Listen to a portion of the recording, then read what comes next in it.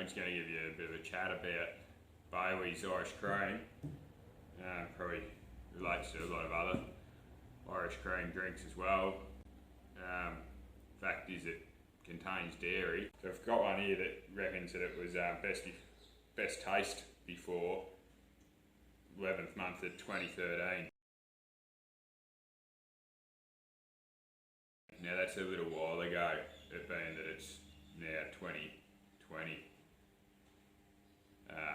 Not quite 7 years, but then being that it would have been in the bottle for 2 years up until that time. Long story short, we thought, found it, we might as well test it out, see how we go. Now, retrospectively, probably wasn't a good idea for the whole digestive system, but have come up with a solution